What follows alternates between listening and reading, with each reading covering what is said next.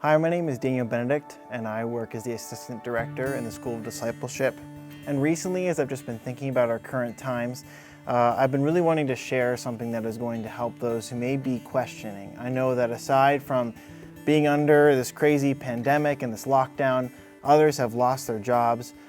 Some have even lost loved ones. Maybe some people are getting frustrated as they're in isolation. And at the end of the day, you may just be ending up asking yourself, why? Why are all these things happening, and why are they happening to me? And as I've been thinking about this, how can we address such deep-rooted problems, whether it's problems in our world or problems in our lifestyle or problems in our own personal lives or within our family or friend groups? All of this is happening. How can we address it? And I really do believe that with any deep-rooted problem, there needs to be a deep-rooted biblical answer. And so this morning I found myself really thinking on the book of Habakkuk. It's a minor prophet. It's only 3 chapters long, and it's a book that is known to have Habakkuk's complaints. He looks around himself, he sees things he is discontent with, he's unsure about, he's asking why, and so he complains to God. So let's just jump into the first few verses here of the book of Habakkuk. O Lord, how long shall I cry out for help, and you will not hear, or cry to you violence, and you will not save? Why do you make me see iniquity? Why do you idly look at wrong? Destruction and violence are before me, strife and contention arise, so the law is paralyzed, and justice never goes forth. For the wicked surround the righteous, so justice goes forth perverted. At this moment, Habakkuk is seeing the Assyrian Empire. They've come in, they're afflicting God's people. Any justice that they do send out, Habakkuk says, it's perverted. And the biggest part about Habakkuk's complaint is he directly says to God, why do you look idly at wrong? He's saying, God, you're not doing anything. How can you be doing anything? And this is the Lord's answer to Habakkuk's complaint.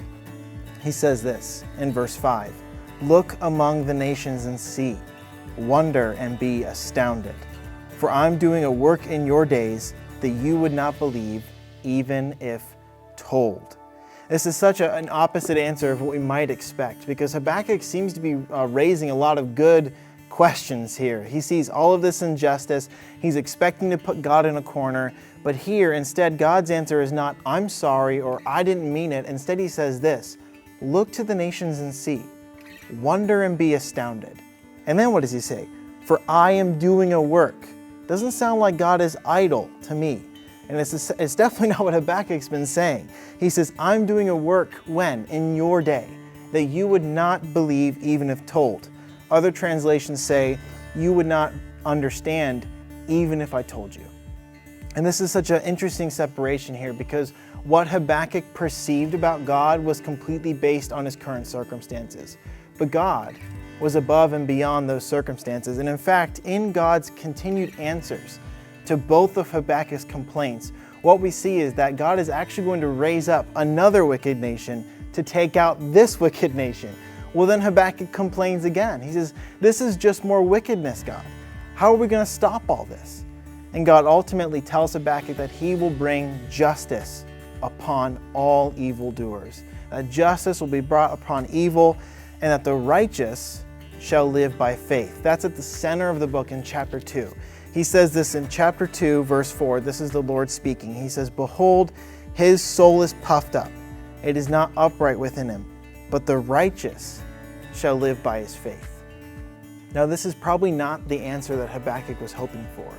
I believe that in the complaints he's making, he said, God, how can you do all this? God, why are you doing all this? You whose eyes, he says in chapter 1, you whose eyes are too pure to look upon evil, why do you idly look upon wrongdoers? All of these things are going on, and Habakkuk wants an explanation. But God simply tells him, the righteous live by faith. And so then the book ends in chapter 3 with Habakkuk's prayer, where he recounts God's faithfulness in the past. And then he ends with this statement in verse 17 of chapter 3.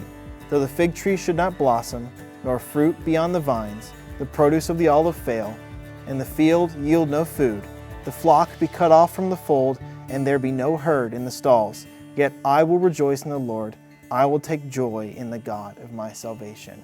And this is the point I want to make this morning, is that Habakkuk is now counted righteous, not because everything worked out the way he wanted it to, not because he got the exact answer that he wanted, but that at the end, he chose to have faith in God despite his circumstances. And not only did he just have faith, he chooses to rejoice. He says, "Yet I will have rejoice."